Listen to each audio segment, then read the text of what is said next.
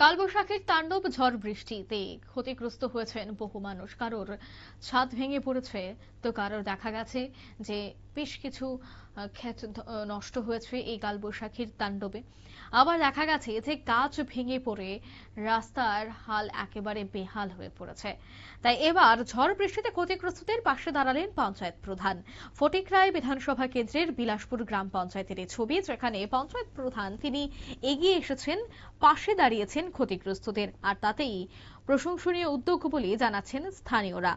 সম্প্রতি ধারাবাহিকভাবে ঝড় বৃষ্টির জেরে বিভিন্ন এলাকায় দেখা গেছে বিদ্যুৎ, পানীয় জল সরবরাহ বিঘ্নিত হয়েছে। স্বল্প সময়ের জন্য হলেও যোগাযোগ ব্যবস্থাতেও প্রভাব পড়েছে।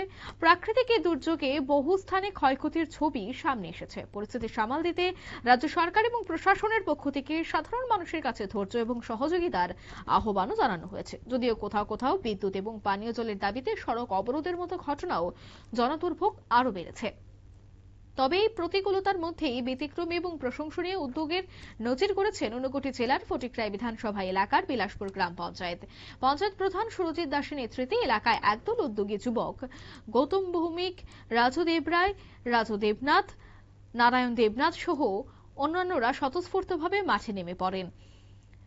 এছাড়া দেখা গেছে তাদের প্রচেষ্টায় ঝড়ে উপড়ে পড়া গাছপালা কেটে গ্রামের সড়ক পরিষ্কার করা, পাশাপাশি বিদ্যুৎ পরিষেবা দ্রুত স্বাভাবিক করতেও তারা সহায়তার হাত বাড়িয়ে দেয়। কি উঠে আসছে বিস্তারিত শোনাবো।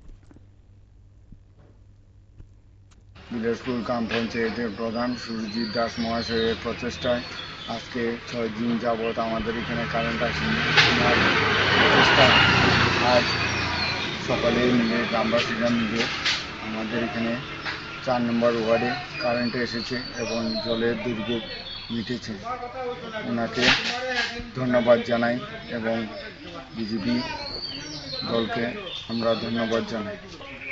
উনি আমাদের জন্য বিশেষভাবে এই 4 নম্বর ওয়ার্ডের জন্য বিশেষভাবে কাজ করছেন। ওনাকে বিশেষভাবে ধন্যবাদ জানাই।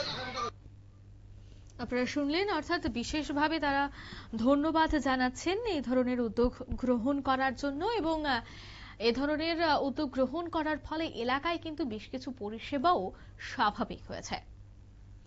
নিয়ে নিচ্ছি ছোট্ট একটি বিজ্ঞাপন বিরতি, সঙ্গে থাকুন।